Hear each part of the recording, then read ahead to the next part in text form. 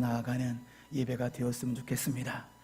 맥추절의 의미는 제가 주보에 자세히 기록해 놓은 것처럼 하나님께서 여기까지 인도하시고, 우리 지금의 6월 7월쯤 되면 가장 먼저 나는 곡식이 뭐죠? 보릿고개를 넘어서 가지고 보리잖아요. 그러니까 감사한 마음으로 보리를 열게 하신 그 은혜에 감사하는 마음을 하나님께 첫 열매를 드리고, 반년 동안도 인도하신 주님, 남은 반년도 인도하 주옵소서. 감사의 축제의 절기로 나아가는 것이, 공급에 하나님께 감사하는 마음으로 나아가는 것이 맥추절, 이 주일 예배의 감사의 마음인 줄로 믿습니다. 오늘 그래서 제가 잠시 조금은 특별한 설교를 하려고 합니다. 그래서 오늘은 제가 그 1인칭 내러티브 설교로 특별 설교를 좀 하고자 하는데요. 제가 잠시 박형선 목사를 좀 벗어나서 엘리압으로 변신을 해서 말씀을 전하고자 합니다. 잠깐 옷 좀 갈아입겠습니다.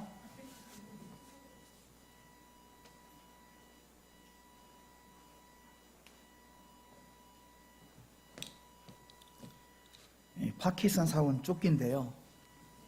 엘리압의 분위기를 조금 더 내려면은 좀 변장이 필요해가지고요. 여러분, 제 이름은 엘리압입니다. 다들 엘리압이 누굴까 궁금하시죠? 여러분들 중에 어떤 분은 제가 누군지도 모를 분들이 사실 많을 거예요. 저에게도 사실은 기회가 있었습니다. 어떤 기회냐? 지도자가 될 기회가 저한테도 있었습니다. 저는 권력의 그 이동에 과도기에 살았거든요. 그때까지 사울이 우리나라의 왕이었어요. 사울은 정말로 그때까지만 해도 좋은 왕이었습니다. 백성들을 모아서 길랏 야베스에서 우리 형제들을 구하기도 했고요. 그의 승리 소식은 온 나라에 퍼졌고 온 국민의 존경을 받은 때가 있었습니다. 사울은 그런 사람이었어요. 그는 진짜 지도자였죠. 사울은 정말 지도자처럼 생겼습니다. 그는 머리숱도 많았고요. 그리고 큰 키에 근육질의 몸매를 가졌습니다. 그런데 그의 내면은 외모만큼은 아름답지 않았어요. 점점 교만의 모습으로 흘러갔지요. 선지자 사울이 경고했는데도 불구하고 사울왕은 계속해서 교만의 길로 달려갔습니다. 사울왕이 사무엘이 하나님 말씀을 전해도 사울왕은 자기 마음대로 성경을 해석하기도 했고요. 사울왕이 사무엘의 경고의 말씀을 듣고도 계속해서 불순종을 합니다. 사무엘이 꾸짖었지만 그의 뜻을 굽히지 않았고요. 사무엘은 거듭해 사울에게 회개할 기회를 주었지만 사울은 계속해서 반항으로만 나아갔습니다. 마침내 사무엘은 하나님의 대언자의 권위로서 사울에게 이렇게 경고하죠. 네가 여호와의 말씀을 버린 것처럼 여호와께서도 너를 버리셨도다. 저는 권력이동에 과도기에 살았습니다. 사울에 대한 나쁜 소문은 들불처럼 온 나라에 퍼져갔어요.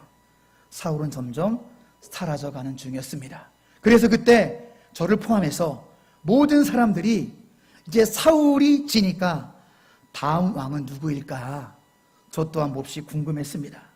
저는 근데 저에게 기회가 오리라고 꿈에도 생각하지 못했어요. 왜냐하면 제가 사는 동네는 아무도 가지 않는 변두리 베들레헴이거든요. 베들레헴에서는 인물이 나온 적이 없기 때문에 저는 기대도 안 했는데, 그런데 한 번은 사무엘이 기름을 부을 뿔을 가지고 우리 동네에 여행 온다는 소식이 들린 거예요. 사무엘은 기름이 담긴 뿔을 가지고 있었습니다. 이 뿔에는 다음 왕에게 부어질 기름이 담겨 있었어요. 그러니까 제가 흥분하지 않을 수가 없죠. 의미가 무엇이냐? 그것은 누가 왕이 됐든지 간에 베들레헴에서 왕이 나온다는 거예요. 저도 흥분하기 시작했습니다. 장로들은 두려워 떨었습니다. 왜냐하면 사울과 사무엘의 권력 다툼에 휘말리고 싶지 않았거든요.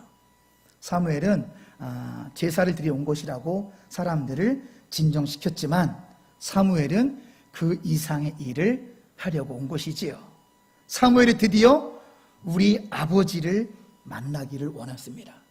우리 아버지 이름 여러분 이쯤 되면 누군지 아시겠어요? 우리 아버지 이름이 뭐죠? 아이고 똑똑하십니다. 역시 한국인 여러분 틀리네요. 네. 우리 아버지 이세를 만나기를 청했어요. 그리고 그때부터 저도 희망이 싹 트기 시작했습니다. 사무엘이 우리 아버지와 대화하기를 원했고 우리 7 아들들을 보기 원했을 때 저는 생각했어요. 장남인 나 말고 누가 있으랴. 내가 키도 제일 크고 제일 잘생겼는데 장남인 나밖에 누가 있으랴. 저는 기대했고 흥분했습니다. 저는 또 생긴 것도 여러분 지도자처럼 생기지 않았습니까? 머리에 기름을 조금 바르면 머리도 잘 넘어갑니다. 여러분 근육도 있습니다. 저를 좀 보세요. 근육도 있고 제가 사울 같지는 않지만 건장한 몸을 지닌 사람으로서 저는 지도자처럼 생겼습니다. 옆모습 좀 보실래요? 옆모습? 옆모습을 보시면 동전에 새겨지기 충분하지 않습니까? 그때 우리 선지자 사무엘이 우리 아버지에게 드디어 부탁을 하는 거예요. 당신 아들들을 내 앞으로 데리고 오시오. 저는 준비가 되었습니다. 드디어 때가 왔구나. 심지어는 걸음걸이까지 왕처럼 연습까지 했답니다. 사무엘은 기름이 든 뿔을 가지고 거기 서 있었어요. 전 더 멋있게 걸어갈 때 저의 긴 옷이 펄럭펄럭거리며 더 멋있게 보이려고 노력했습니다. 머리도 바르며 살랑살랑거리고 최대한 멋지게 보이려고 노력을 했고 저는 큰 키를 드러내기 위해서 꼿꼿이 일부러 사무엘 앞에 서 있기도 했습니다. 사무엘도 저희 외모를 보고 굉장히 흐뭇해했어요. 그는 뿔을 가져다가 저에게 기름을 부으려고 했습니다. 그런데 갑자기 사무엘이 무슨 음성을 들은 것처럼 멈췄습니다. 저는 제가 왕이 될 것을 기대하며 기다렸지만 선지자 사무엘은 제가 아니라 제 다음 동생을 찾았습니다. 제 다음 동생, 바로 밑에 동생인 아비나답. 그 녀석이 기름 부음 받으면 안 됩니다. 왜냐하면 저는 그 녀석이 밤늦게 뭘 하는지 저는 다 알고 있거든요. 다행히도 그 동생도 사무엘이 퇴짜를 놓더라고요. 그 다음 동생 7 형제가 다 지나기까지 우리 모두는 다 퇴짜를 맞았어요. 근데 선지자 사무엘 우리 아버지에게 말씀하시길 얘들이 전부요? 그랬더니 우리 아버지는 그게 다윗만 빼고 전부예요. 근데 그 애는 쑥맥 같은 꼬맹입니다. 양떼를 돌보고 있지요.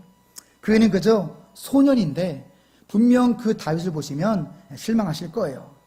그때 선지자 사무엘은 말하기를 아니 그 애를 데려오시오. 그 애를 데려오기까지 나는 밥도 안 먹을 것이오 하면서 우리 막내 동생을 기다리는 거 아니겠습니까? 한참 후에 다윗이 들어왔습니다. 그때 갑자기 사울의 표정이 바뀌기 시작했고 사울의 얼굴에 확신에 찬 표정으로 바뀌더니 그가 기름을 들었습니다. 그리고 다윗의 머리에 기름을 부었습니다. 할렐루야 할까요? 놀렐루야 할까요? 내가 받아야 되는데, 내가 기름 부음 받아야 되는데 이 막내 동생 그 꼬맹이한테 기름을 부는 것이었습니다. 저는 너무 안타깝기도 하고 어쩌면 억울하게 돼가지고 꾹 참고 있다가 그날 저녁 먹을 때 사무엘 목사님한테 물어봤어요. 이렇게 잘생기고 키가 큰 큰아들이 있는데 왜 제가 아니라 다윗이죠? 그때 사무엘이 이렇게 대답합니다. 왜냐하면 하나님은 사람의 외모를 보지 않고 하나님은 사람의 마음을 보기 때문이란다. 그 순간부터 상황이 바뀌기 시작했어요. 여호와의 성령이 다윗에게 임했습니다. 온 나라의 상황도 다윗에게 유리하게 돌아갔습니다. 그리고 다윗은 왕궁으로 이 수금을 잘 연주한다고 왕궁의 부름을 미리부터 받기 시작했어요. 아마 왕이 될 장소에 미리 보게 하신 거죠, 하나님이. 그 기름 부음이 그의 삶에 열매를 맺고 있었습니다. 잠시 동안 저는 멍해졌습니다. 사무엘의 말은 하나님께서는 마음을 보신다? 마음이 무엇을 의미하는 거지? 내 마음과 다윗의 마음은 뭐가 다른 거지? 다윗을 특별하게 만든 것은 무엇일까? 왜 나는 선택받지 못했고 다윗은 기름 부음을 받았을까? 저는 그 이유를 시간이 좀 더 흐르고 깨닫게 되었습니다. 어느 날 블레셋 족속이 나타났어요. 블레셋 족속은 사실은 나쁜 놈들이었습니다. 그들은 철을 다루는데 무기와 검, 창들을 잘 만들었어요. 그래서 그 무기로 우리 이스라엘 민족을 굉장히 많이 괴롭혔거든요. 걔들은 원래 해양 이주민족이에요. 그래서 이쪽에 그 해변에 살았는데 자꾸만 이스라엘로 넘어오는 거예요. 한 번은 우리 형도 깊숙이 소고 골짜기, 여러분이 알고 있는 영어로 숫꽃 골짜기, 소고 골짜기까지 쳐들어와서 사울 왕이 이스라엘의 모든 장정들은 모여라. 그래서 제가 제 동생 둘을 데리고 전쟁에 참여하게 됐습니다. 다 모였는데 글쎄 맞은편에 있는 이 블레셋 이 족속들은 모인 정도가 아니라 떼거리로 어마어마하게 모였더라고요. 우리는 맞은편 엘라 골짜기에서 굉장히 쫄아 있었습니다. 저는 제 동생들과 함께 가서 어쨌든 양쪽 진영이 전투 준비를 했는데요. 그때 거인이 나타난 거예요. 지금까지 그런 거인은 본 적도 없었어요. 무려 키가 2m 95, 키가 3m는 되는 거예요. 웬만한 작은 사람들이 2배요, 2배. 3m. 야, 여러분 그 사람 이름 여러분 누군지 아세요? 저는 처음 봤는데 여러분 잘 아시네요. 한국의 공주등학교원들 똑똑하십니다. 이 사람 보고 있으니 정말이지 내가 메뚜기처럼 느껴졌어요. 그가 움직이면 땅이 흔들렸습니다. 그는 쿵쿵거리며 걸었어요. 그의 팔은 제 팔뚝도 굵지만 나무 몸통만이 굵었습니다. 그는 정말 거대했어요. 골리앗이란 그 사람은 어렸을 때부터 전술을 연마한 전사였다고 합니다. 여러분 골리앗을 직접 보시면 얼마나 압도가 되냐면 골리앗이 입은 갑옷 무게만 얼마인지 아십니까? 맞춰보세요. 골리앗이 입은 갑옷 무게만 70kg. 여러분들 70kg 안 되시는 분도 있죠. 웬만한 사람보다 더 무거운 옷을 입는 그렇게 어마어마한 사람이죠. 그리고 골리앗은 뒤에다가 긴 창을 끄고 다녔거든요. 긴 창, 거대한 창날 끝만 무게가 요 창 끝날 무게만 7kg였어요. 그리고 골리앗의 방패가 얼마나 컸든지 방패만 대신 들어주는 전담병도 됐을 정도로 방패가 어마어마하게 컸습니다. 그러니 우리가 겁을 먹을 수밖에 없지요. 엄청난 거인이었어요. 골리앗은 우리를 협박하며 우리 하나님을 조롱하며 계속해서 우리를 모욕했습니다. 이 사울의 종자들아, 우리가 다 싸울 필요가 없고 너의 대표, 우리 대표 한 명씩만 싸우자. 누가 진짜 신인지 겨뤄보자. 하나님을 모욕하고 하나님의 군대를 모욕하고 그래 누가 이기냐에 따라서 누가 누구의 종이 될지 결정해보자. 어서 대표 한 명을 보내라고 계속 모욕했습니다. 골리앗의 모욕이 계속됐지만 아무도 나서는 사람이 없어요. 전투 준비를 한다고 와 하고 소리 질렀지만 골리앗 보자마자 다 도망가 버리고 다 겁에 질린 상태였지요. 이 골리앗의 모욕은요, 조석 아침과 저녁으로 계속 하나님과 하나님의 군대를 조롱했어요. 아침과 저녁으로 조롱했고 10일이 지나도 조롱했고 20일이 지나도 30일이 지나도 하나님과 하나님의 군대를 모욕하고 조롱했지만 아무도 골리앗에게 나가는 사람이 없었어요.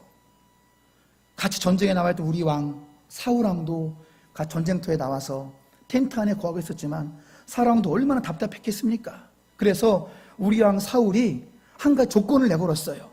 우리 중에 누구라도 골리앗과 대결에 나간다면 내가 큰 돈을 주고 내 딸 공주를 아내로 줄 것이며 평생 세금을 면제해 주겠다. 여기 계신 혹시 미혼 남자들 계시면 도전해 보겠습니까? 왕이 큰 돈도 주고 한 20억쯤 주고 예쁜 딸 공주도 아내로 주고 평생 세금 면제. 도전할 남자 형제 손 좀 들어보세요.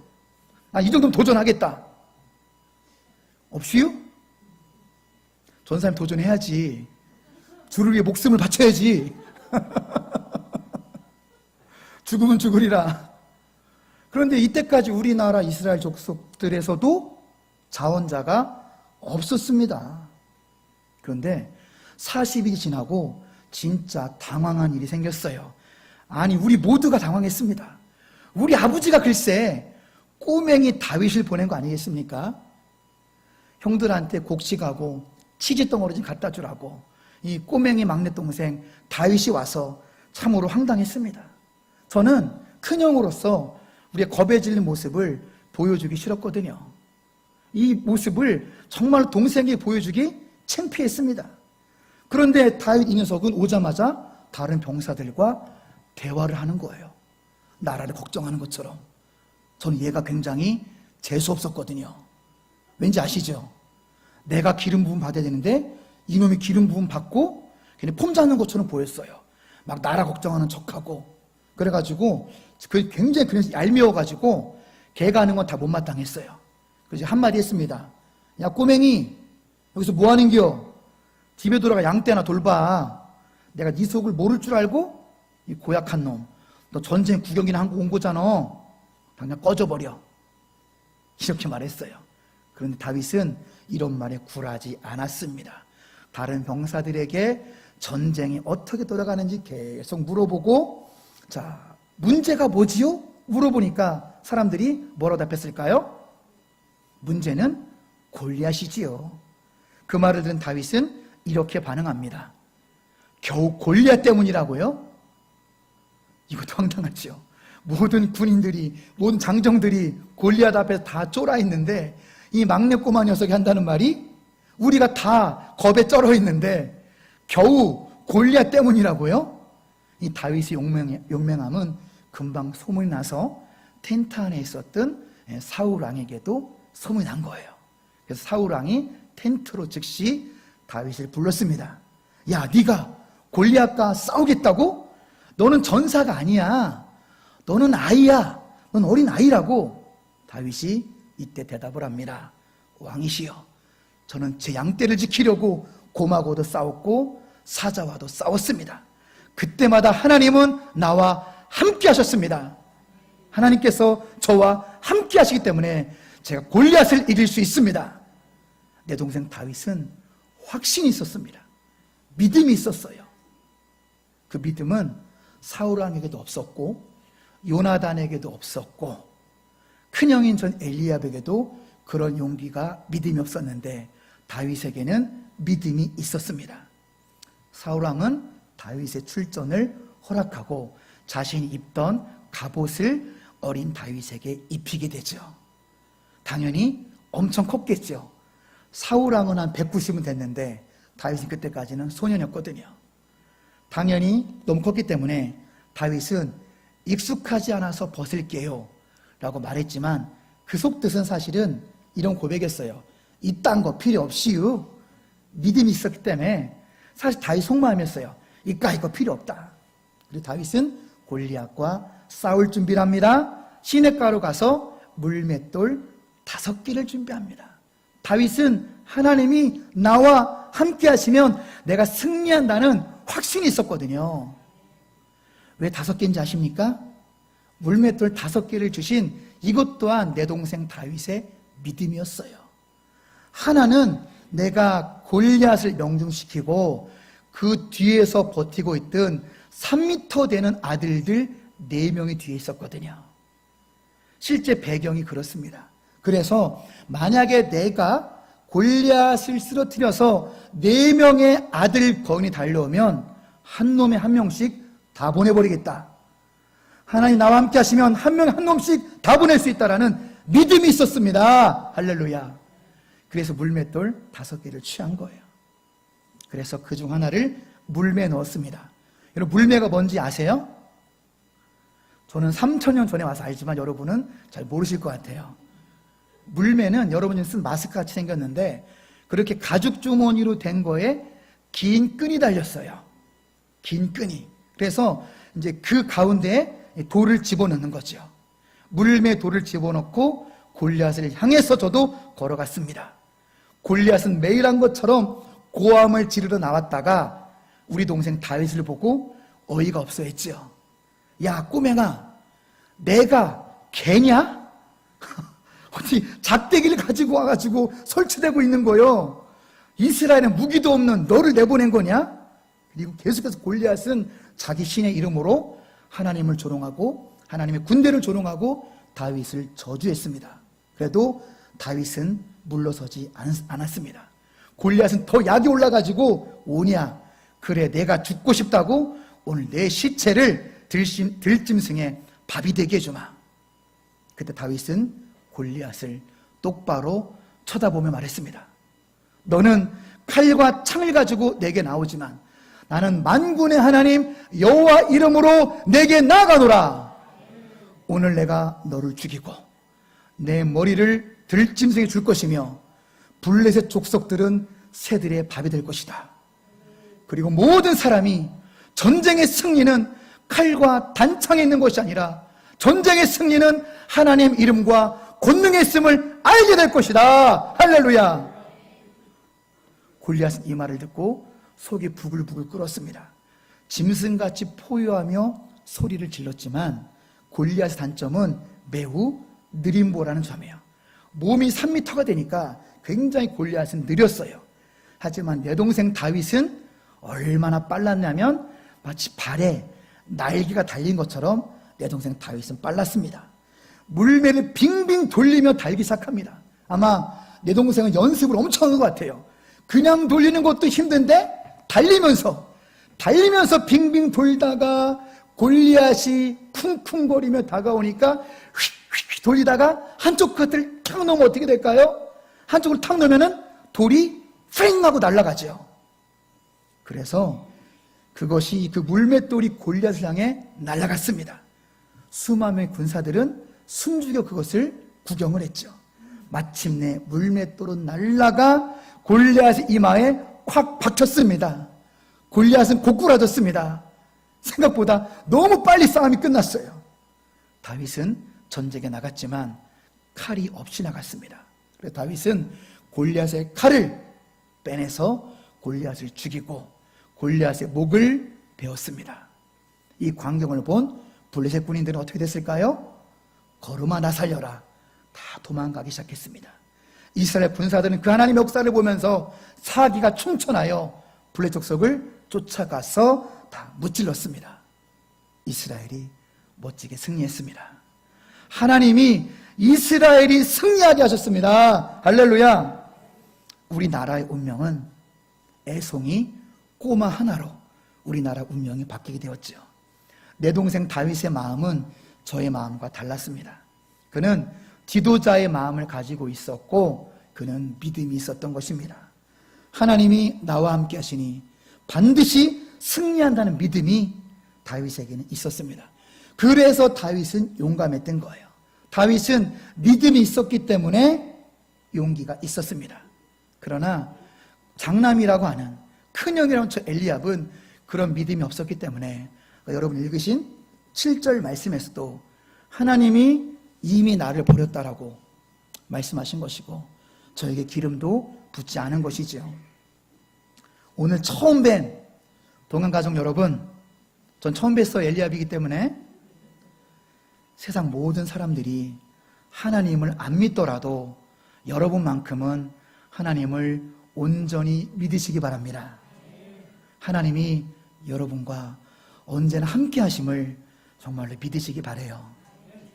하나님께서 여러분에게 반드시 승리를 주실 것입니다. 그리고 하나님께서 여러분에게 용기라는 선물 주실 것이고요. 하나님 여러분을 지도자로 쓰실 것입니다. 그럼 저는 이만 내 고향 베들레헴으로 돌아가겠습니다. 안녕히 계세요.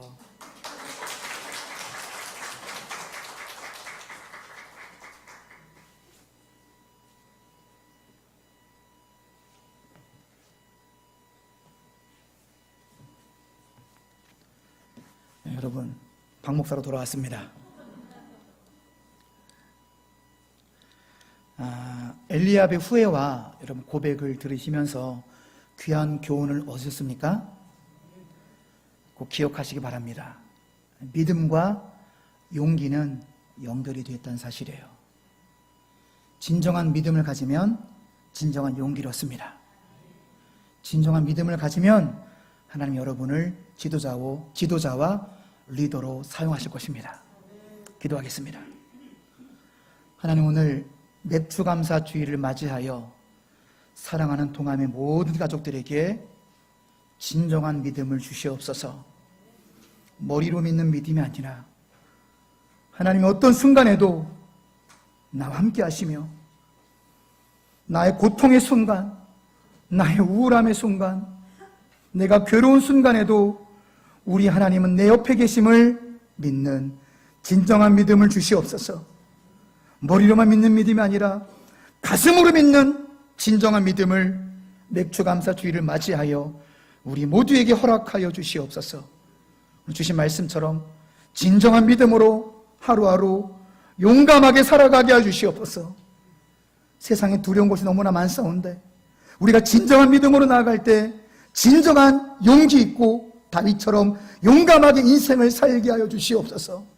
나아가 우리 모두가 진정한 믿음을 가질 때 하나님의 지도자로 쓰임받는 축복을 역사하여 주시옵소서. 모든 은혜 감사를 드리오며 예수님의 이름으로 기도드리옵나이다. 아멘.